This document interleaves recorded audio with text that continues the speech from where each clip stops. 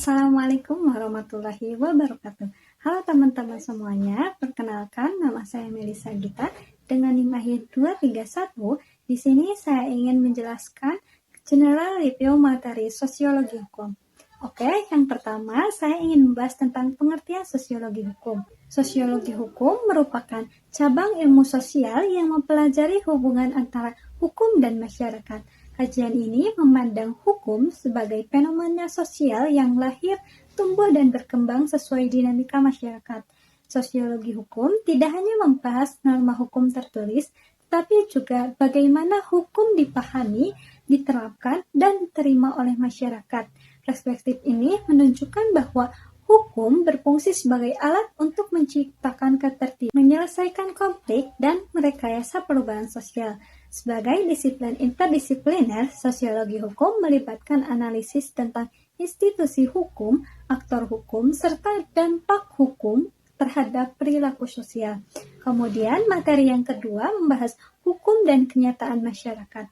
Hukum tidak terlepas dari kenyataan masyarakat, karena hukum mencerminkan nilai, norma, dan sebagai instrumen pengadilan sosial, hukum berperan menjaga stabilitas dalam masyarakat yang dinamis. Di sisi lain, hukum juga seringkali tertinggal dari perubahan sosial, sehingga memerlukan penyesuaian. Misalnya, perkembangan teknologi digital telah mendorong pembaharuan hukum dalam bidang perlindungan data pribadi dan transaksi elektronik. Hubungan ini sangat bersifat timbal balik. Hukum mempengaruhi perilaku masyarakat, sementara masyarakat mempengaruhi bentuk dan isi hukum. Kemudian, materi yang ketiga membahas tentang yuridis empiris dan yuridis normatif. Pendekatan yuridis normatif melihat hukum sebagai sistem aturan yang bersifat otonom, dengan fokus pada asas, prinsip, dan ketentuan yang tertulis. Kajian ini menekankan analisis terhadap teks hukum dan peraturan undang-undangan. Sebaliknya, pendekatan yuridis empiris berorientasi pada realitas di lapangan. Ia menganalisis bagaimana hukum diterapkan dan dipatuhi oleh masyarakat. Pendekatan ini mengintegrasikan data sosial untuk memahami efektivitas hukum serta hambatan yang dihadapi dalam implementasi hukum. Kemudian, materi yang keempat membahas tentang madhab pemikiran hukum atau positivisme. Positivisme hukum berpendapat bahwa hukum dibuat oleh otoritas yang sah dan terkait dengan moralitas.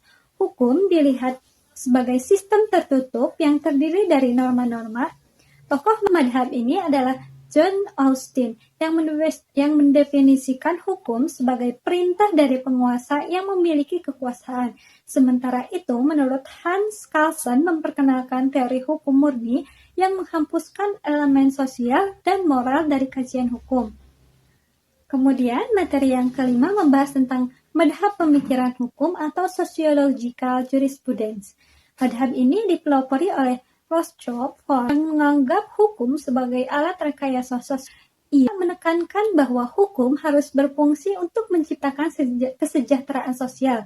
Pendekatan ini memandang hukum sebagai alat dari sistem sosial yang kompleks dan menekankan pentingnya memahami kebutuhan masyarakat dalam legalisasi. Yang selanjutnya, keenam, madhab pemikiran hukum atau living law dan utilitarisme. Living law menurut Augen berpendapat bahwa hukum hidup di masyarakat lebih penting daripada hukum tertulis. Ia melihat hukum sebagai praktik yang berkembang sesuai dengan kebutuhan masyarakat. Sedangkan utilitarianisme menurut Jeremy Bentham dan John Stuart menekankan bahwa hukum yang baik adalah hukum yang memberikan kebahagiaan terbesar kepada jumlah orang terbanyak. Pendekatan ini menekankan aspek manfaat hukum dalam menciptakan kesejahteraan. Kemudian, materi ketujuh membahas tentang pemikiran Emile Durkheim dan Ibnu Khaldun. Menurut Durkheim, ia membedakan dua jenis solidaritas dalam masyarakat, yaitu solidaritas mekanik dan solidaritas organik. Solidaritas dominan di masyarakat tradisional, sementara solidaritas organik terjadi di masyarakat modern yang kompleks. Menurutnya, hukum berubah seiring perkembangan solidaritas sosial. Menurut Ibnu Khaldun, dalam Muqaddimah, ia menjelaskan bahwa hukum berfungsi sebagai alat stabilitas dalam siklus peradaban. Pemikiran Ibnu Khaldun menyoroti peran politik, ekonomi, dan budaya dalam pembentukan dan keberlanjutan hukum. Yang kedelapan, pemikiran hukum Max Weber dan H.L.A. Hart. Menurut Weber, hukum modern bersifat rasional dan formal. Ia memperkenalkan konsep dominasi legal rasional sebagai ciri khas masyarakat modern.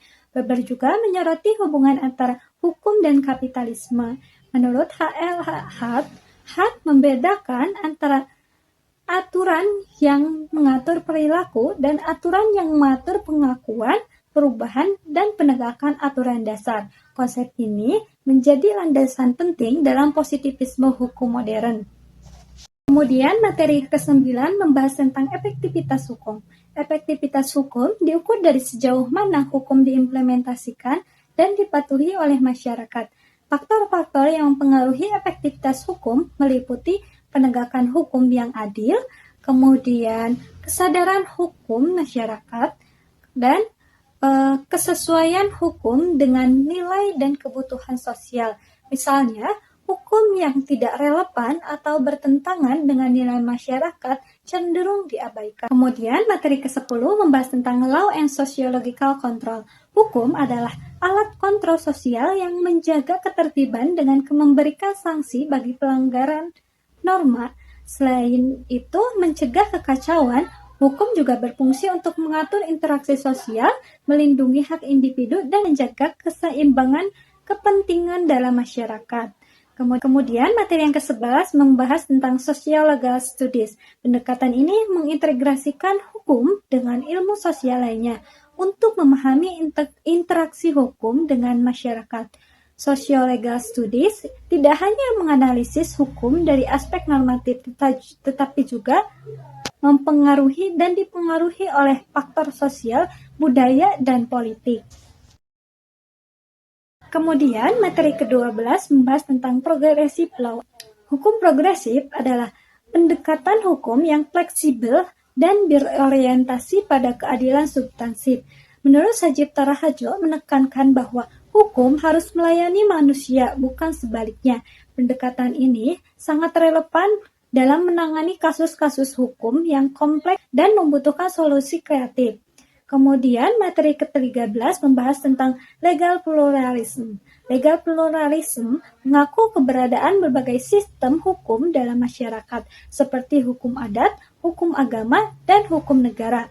Fenomena ini umum di masyarakat multikultural seperti di Indonesia, di mana hukum adat dan hukum Islam seringkali hidup berdampingan dengan hukum nasional. Kemudian materi terakhir tentang pendekatan sosiologis dalam studi hukum Islam. Pendekatan ini memandang hukum Islam sebagai produksi sosial yang berinteraksi dengan budaya dan konteks lokal. Pendekatan ini menekankan pentingnya adaptasi hukum Islam terhadap realitas sosial dan kebutuhan masyarakat modern, sehingga dapat memberikan solusi yang relevan dan dalam berbagai konteks. Mungkin hanya itu yang dapat saya sampaikan. Kurang lebihnya mohon maaf. Wassalamualaikum warahmatullahi wabarakatuh. Dadah.